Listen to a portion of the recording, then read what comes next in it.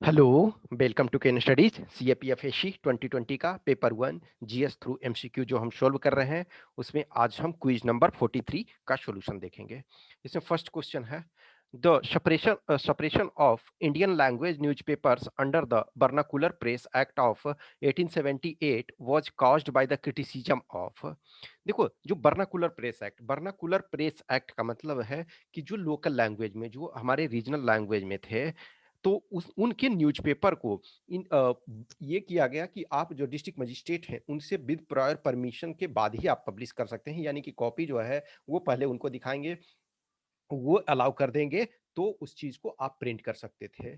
अब लेकिन जो इंग्लिश न्यूज़पेपर है, इंग्लिश न्यूज़पेपर के साथ ये रेस्ट्रिक्शंस नहीं था, इसी वजह से द हिंदू देखोगे तो द हिंदू आज की डेट में है, वो इनिशियली इंग्लिश में स्टार्ट नहीं हुआ था, लेकिन फिर उसको इंग्लिश में कन्वर्ट कर दिया। तो उन लोगों ने क्यों ये अंग्रेजों ने ऐसा किया, बर्नाकुलर प्रेस एक्ट लाया। इसका कारण था कि जो इंडियन न्यूज़पेपर थे उन्होंने ब्रिटिशर्स को क्रिटिसाइज किया। क्रिटिसाइज किस में ये किया? देखो, lavish lifestyle of English officials. हाँ, तो कहीं ना कहीं ये रिस्पॉन्सिबल, लेकिन अब आगे देखेंगे, ये वन ऑफ द रीजन था, लेकिन ये मेन ये कह रहा है कि मेन क्रिटिसिज्म क्या था? Ill treatment given to indigo workers by their English masters. नहीं, ये यहाँ रीजन ही नहीं था। Inhuman approach of English officers towards the victim of the famine of 1876-77, ये मेन रीजन था। ठीक है, misuse of religious places of India by English official. No, ये देखो, ये स्लाइटली ये रीजन था, लेकिन ये रीजन ऑब्वियसली मेन नहीं था। ये दिस इज एक स्मॉल कंपोनेंट कह सकते हो, लेकिन मेन जो रीजन था ये आपका सी था, जो कि in human approach of English official towards. बहुत सारे लोग मर गए, लेकिन आप उस चीज के प्रति अमानवीय दृष्टिकोण रख रहे हो, सहानुभूति नहीं रख रहे हो। Next, in a step down transformer the AC output gives the. तो देखो, एक स्टेप डाउन ट्रांसफॉर्मर का क्या होता है कि जो आपका पावर आ रहा है, मान के चलो पावर जनरेशन है, तो उसमें हाई वोल्टेज से जनरेट हुआ, वो ट्रांसमिशन हुआ, तो जो आप हाउस है, घर है, उसमें मान के चलो कि 220 वोल्ट और 50 हर्ट्ज पे आप उस चीज को यूज कर रहे हो, तो वहां से स्टेप डाउन होगा, यानी कि पहले मान के 33,000 से 11,000 से फिर ट्रांसफार्मर उसको 440 या 220 वोल्ट में वो ट्रांसफर करेगा। तो उसमें क्या होता है कि करंट जो होता है मोर देन द ये सॉरी जो करा आउटपुट, तो एसी आउटपुट गिव्स द, तो current more than the input current, यानी कि जो आउटपुट होगा वो मोर देन इनपुट होता है। क्योंकि देखो, जो क्या है, वो एक उसमें से आया, यहाँ ब्रेक होता है, तो मल्टीपल सोर्सेस उसको यूज करते हैं, तो एक्चुअल इफेक्टिव जो होता है वो ज्यादा करंट होता है। तो ये ए हो जाएगा इसका। वेन आइस मेल्ट्स, जब आइस मेल्ट होता है तो क्या होता है? आइस का जो होता है आपका, जो डेंसिटी होता है वो कम होता है। तो डेंसिटी कम हो रहा है, डेंसिटी कम है, यानी कि वॉल्यूम क्या होगा? हाई होगा। तो क्या होगा जब आइस मेल्ट करेगा? तो आइस का वॉल्यूम आपका ज्यादा है, तो जब मेल्ट करेगा तो क्या होगा? पानी बनेगा, तो वॉल्यूम कम होगा, तो वॉल्यूम डिक्रीज होगा। Next, river bank is biggest where the river turns, this is because the water. तो क्या है, रिवर जैसे फ्लो कर रहा है, अब फ्लो कर रहा है तो नॉर्मली ये आ रहा है, लेकिन कुछ जगह देखोगे कि टर्न सपोज ये कर रहा है, या इस ढंग से, डिपेंडिंग ऑन की जो वहां का एरिया कैसा है, क्षेत्र कैसा है, उसके अनुसार। तो ये क्या होता है, टर्न करता है, तो उसमें से बिगेस्ट क्यों होता है? ये water gets concentrated on the inner bank of the turn, making it denser. तो डेंसर, अभी इसको फिलहाल हम देखते हैं। नेक्स्ट है, effectively bounces off the outer bank as it turns, exerting an extra pressure on the bank. हाँ, ये सही है। देखो, वॉल्यूम उसका डेंसर, जो ये कह रहा है कि get concentrated in the inner bank of the turn, no, ये रिस्पॉन्सिबल मेन नहीं है, ये स्लाइटली थोड़ा सा चेंज होता है, लेकिन जो मेन है कि अधिक प्रेशर लगाता है जब बाउंस करता है, तो फोर्स जो क्या होता है, वाटर वाटर ऐसे चल रहा है, ऐसे मूव कर रहा, तो उसमें अधिक प्रेशर नहीं, लेकिन जब बाउंस करता है तो उसमें अधिक प्रेशर हो जाता है, उसके कारण वो कमजोर कर देता है। Next, rain bearing clouds look black because. तो जनरली जो काले मेघा जिसको बोलते हैं, तो वो जो होता है वो ब्लैक होता है। उसका कारण क्या है कि the large number of water droplets in them absorbs all the sunlight, तो सनलाइट को एब्जॉर्ब कर लेता है, तो इस वजह से वो ब्लैक दिखाई देता है। Next, how does participatory budgeting seeks to more functioning of local governance institutions, more transport and accountable. Actually ये जो है ट्रांसपेरेंट, इसको कर लो, सॉरी ये है ट्रांसपेरेंट होना चाहिए, ठीक है, ट्रांसपेरेंट। तो ये ट्रांसपेरेंट मोर होता है, ये इसका कारण कि by allowing citizens to deliberate and negotiate over distribution of public resources. तो फर्स्ट स्टेटमेंट सही। देखो हमारा जो 73rd और 74th कॉन्स्टिट्यूशनल अमेंडमेंट के तहत जो लोकल बॉडी बनाया गया, और इसमें क्या है, ये पार्टिसिपेटरी डेमोक्रेसी है। पार्टिसिपेटरी डेमोक्रेसी है यानी कि बजटिंग को भी उस ढंग से पार्टिसिपेटरी बनाना होगा कि लोकल लेवल पे, लोकल के अधिक जानकारी उनको, अपने एरिया का जो प्रॉब्लम है उसकी अधिक जानकारी है तो उन्हें पार्टिसिपेट करना। तो by allowing citizens to deliberate and negotiate over the distribution of public resources, yes, जहां जिस एरिया में ज्यादा जरूरत है जिस चीज का, उसमें अधिक बजट एलोकेट किया गया, तो फर्स्ट स्टेटमेंट सही है। तो फर्स्ट सही है, तो ये दो आपका एलिमिनेट हो गया। सेकंड जो अब मैंने एक तरह से थर्ड पर आपका डिपेंड करता है, by allowing citizens to play a direct role in deciding how and where resources should be spent, सही है। Next, by allowing historically excluded citizens with access to important decision making venues, हाँ सही है। जो historically excluded, जैसे मान के चलो कि बहुत सारे शेड्यूल कास्ट शेड्यूल ट्राइब्स या वीमेन वगैरह को जिन्हें एक्सक्लूड किया गया था, उन्हें भी पार्टिसिपेट करना है, तो इसका ये डी हो जाएगा। नेक्स्ट आपका, consider the following statements. The anti defection law bans an elected member from voting against the explicit mandate of his और हर पार्टी।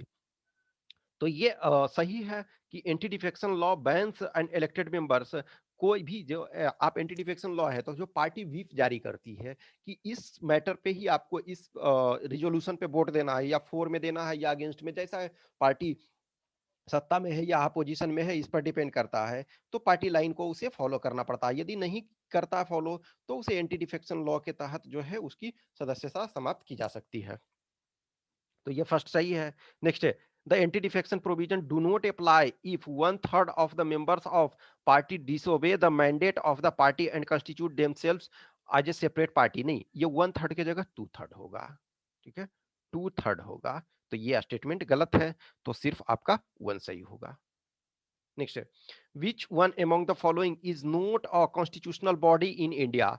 संवैधानिक, तो देखो audit controller and auditor general, ये है, ये आपका इनफैक्ट कॉन्स्टिट्यूशन को one of the most important pillar कहा जाता है भीमराव रामजी अंबेडकर के द्वारा।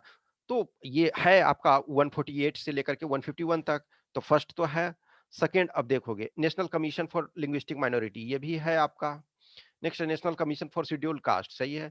National human rights commission, national human right commission जो है आपका स्टैट्यूटरी बॉडी है, ठीक है, तो ये आपका स्टैट्यूटरी बॉडी है, ना कि आपका कॉन्स्टिट्यूशनल बॉडी, तो ये स्टैट्यूटरी बॉडी है, तो ये आंसर हो जाएगा।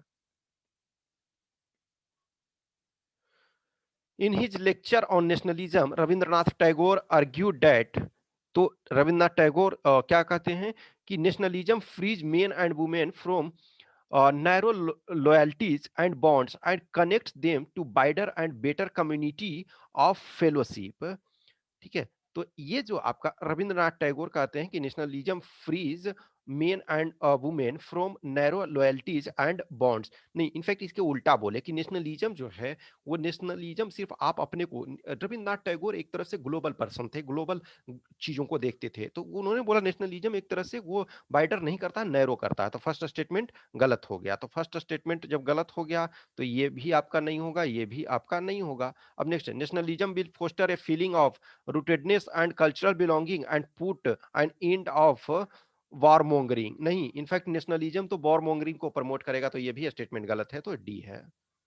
Next, which one among the following is a fundamental duty of citizens under the constitution of India. ये देखो फंडामेंटल ड्यूटी, डीपीएसपी, ये सब रेगुलर पूछते हैं, तो ये आपका जो है इसमें क्या होगा, to provide friendly cooperation to the people of the neighbouring country, नहीं ये आपका डीपीएसपी में है। To visit the monuments of national importance, ये आपका भी, ये भी फंडामेंटल ड्यूटी में नहीं है। To defend the country and render national service when called upon, ये फंडामेंटल ड्यूटी है, ठीक है। Next, in the context of global oil prices, Brent crude oil is frequently referred to in the news. What does this term imply? देखो जो आपका recent time first time देखोगे आप लोग की मेमोरी में शायद कि जो क्रूड ऑयल था कुछ दिन के लिए जो था Texas western Texas intermediate WTI, तो उसमें क्या हुआ माइनस में निगेटिव में चला गया था। ऑलरेडी हमने एक वीडियो उस पर बनाया हुआ है कि what is negative oil pricing. तो इसका मतलब क्या है कि ब्रेंट क्रूड तो कह रहा है कि it is a major classification of crude oil, सही है, ये फर्स्ट स्टेटमेंट सही है। Next, it is sourced from North Sea, ये भी सही है। It does not contain sulphur, ये गलत है, सल्फर रहता है, तो इसमें 1 और 2 ओनली हो जाएगा सही। नेक्स्ट जो है, the tendency for increase litigation was visible after the introduction of land settlement system of lord Cornwallis in 1793। The reason for this is normally trace to which of the following provisions. देखो 1793 में जो lord Cornwallis ने permanent settlement ये किया, तो कह रहा है कि उसके कारण जो है लिटिगेशन बढ़ गया, तो मेकिंग जमींदार पोजीशन स्ट्रॉन्गर बीच से बीच रैयत, ये रीजन इसमें नहीं था। ये कहीं ना कहीं जमींदार को स्ट्रॉन्ग किया गया, ये सही था, लेकिन ये रिस्पॉन्सिबल नहीं था लिटिगेशन के लिए। Making east India company and Overlord of जमींदार, ये भी स्टेटमेंट सही है, लेकिन ये रीजन नहीं है। Making judicial system more efficient, नहीं, जुडिशियल सिस्टम एफिशिएंट बनाएगा तो वो उसके कारण भी नहीं। तो ये आपका डी, कोई भी इसमें से सही नहीं है। Next, which amongst the following provided a common factor for tribal insurrection in India in the 19th century। तो देखो जो ट्राइबल्स थे इनफैक्ट इंडिया में, ठीक है, तो ट्राइबल्स जो भी थे उनको कहीं ना कहीं इनिशियल टाइम से, एंशियंट टाइम से किसी रूलर ने छेड़छाड़ नहीं किया कि आप जहां जंगल में है आराम से रहिए, कोई टेंशन नहीं है। लेकिन अंग्रेजों के आते आते अंग्रेजों ने एक तरह से अपने वहां से रिसोर्सेस एक्सप्लॉइट करने के लिए इनका शोषण स्टार्ट कर दिया। तो अब ये देखो, introduction of new system of land revenue and taxation of tribal products, तो कहीं ना कहीं ये रिस्पॉन्सिबल था, लेकिन कहा ना कि कॉमन फैक्टर ये कुछ एरिया में ये सही थे। Influence of foreign religious missionaries in tribal area, ये भी थोड़ा सा रिस्पॉन्सिबल था। Rise of large number of money lenders, traders of and revenue farmers and business man in tribal area, ये भी लेकिन देखो ये यदि देखोगे, complete disruption of the old agrarian order of the tribal community, तो ये देखो यहाँ कंप्लीट डिसरप्शन है, तो ये आपका सही है। ये मोर और लेस सब रिस्पॉन्सिबल था थोड़ा थोड़ा, लेकिन ये कॉमन कह रहा है कि ये देखो कॉमन फैक्टर फॉर ट्राइबल, तो ये मेन रिस्पॉन्सिबल था। Next, with reference to the period of colonial rule in India, home charges formed an important part of the drain of wealth from India. Which of the following funds constituted home charges? ये जो है दादा भाई नौरोजी ने, grand old man of India जो थे, उन्होंने इस एक तरह से जो ड्रेन ऑफ वेल्थ का कंसेप्ट को प्रॉपर प्रोपाउंड किया। तो ये फंड्स इसमें कौन कौन होम चार्ज में शामिल? Funds use to support the Indian office in London, सही है। Funds use to pay salaries and pensions of British personnel engaged in India, ये भी सही है। लेकिन funds used for waging war outside India by the British, no, ये वाला इसमें शामिल नहीं था। तो ये आपका जो है बी हो जाएगा 1 एंड 2 ओनली। नेक्स्ट है, what was the reason for Mahatma Gandhi to organise satyagraha on behalf of the peasants of Kheda?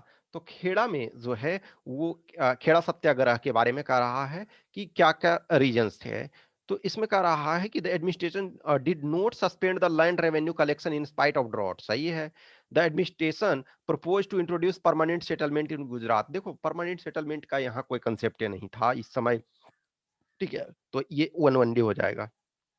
Next है, biodiversity forms the basis for human existence in the following veg. Soil formation, first statement सही है। Next है, formation of soil erosion, सही है।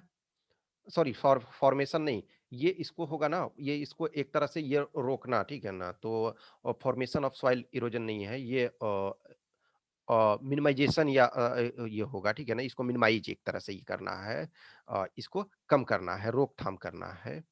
तो ये अ, क्योंकि soil erosion formation नहीं होता है, ठीक है, तो इसको एक तरह से रोकना। नेक्स्ट है, रिसाइकलिंग ऑफ वेस्ट, ये आपका रिसाइकलिंग ऑफ वेस्ट, ये आपका सही है। नेक्स्ट है, पॉलिनेशन ऑफ क्रॉप, ये भी आपका सही है। तो ये आपका जो है इसका डी हो जाएगा, ऑल 1 2 3 एंड 4, ये हो गया, ठीक है। नेक्स्ट आपका है, there are 6 electrons, 6 protons and 6 neutrons in an atom of an element, what is the atomic number of the element? तो उस एटॉमिक नंबर, तो देखो 6 इलेक्ट्रॉन, 6 प्रोटॉन और 6 न्यूट्रॉन है, तो वो कौन सा है? कार्बन है।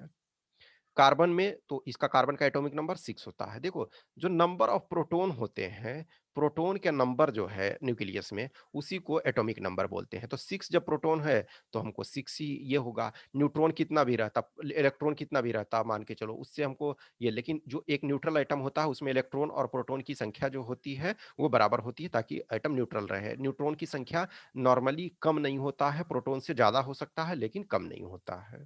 तो ए इसका हो जाएगा। Next, consider the following statements about cactus. The leaves are reduced to spines, ये सही है आपका। The stem does the photosynthesis, हाँ सही है, तनाज में ही प्रकाश संश्लेषण होता है, तो दोनों स्टेटमेंट सही है। नेक्स्ट जो है, with reference to biodiversity which of the following statements is are correct. तो species richness and high degree of endemism are important criteria for identifying biodiversity hotspot, सही है। Species diversity is highest in the tropics and decreases down the poles, ये भी सही है। Biodiversity conservation में be in situ as well as ex situ, हाँ सही है। इन सीटू का मतलब है कि वहीं कंजर्व करना जहां वो पाए जाते हैं। एक सीटू का मतलब वहां से दूसरी जगह, जैसे लेबोरेटरी और या फिर जो भी है जूलॉजिकल गार्डन और इस टाइप में। तो ऑल हो जाएगा 1 2 एंड 3। लास्ट क्वेश्चन इसमें, it is difficult to kill viruses because, तो consist of tough protein coat, ये सही नहीं है स्टेटमेंट, मीन्स ये रिस्पॉन्सिबल नहीं है। आर वेरी स्मॉल, स्मॉल तो होते हैं, ये स्टेटमेंट सही है कि स्मॉल होते हैं, लेकिन ये कारण नहीं है। लैक सेलुलर स्ट्रक्चर, नहीं ये भी रिस्पॉन्सिबल नहीं। ये spend a lot of time inside the host cell, तो ये रिस्पॉन्सिबल कारण है। ये बहुत मुश्किल होता है उनको प्रॉपर तरीका से वहां तक टारगेटेड जो मेडिसिन है वहां तक पहुंचाना, ये बहुत ज्यादा डिफिकल्ट होता है। सेल के अंदर है, तो उस माइक्रो लेवल पे और मेडिसिन को पहुंचाना वो बहुत डिफिकल्ट होता है। और एक तो और क्या होता है ना कि इसमें ऐसा ये करेक्टरिस्टिक शो करते हैं कि वो लिविंग नॉन लिविंग दोनों का शो करते हैं, तो बहुत डिफिकल्ट होता है, तो इसका डी हो जाएगा। इस 20 क्वेश्चंस के आंसर की यहाँ दिए हुए हैं। I hope you enjoy this session, अच्छा लगता है तो कंटिन्यू करते रहें। अब आज 43rd हो गया, कल जो है अक्टूबर महीने का लास्ट होगा। Okay, thank you.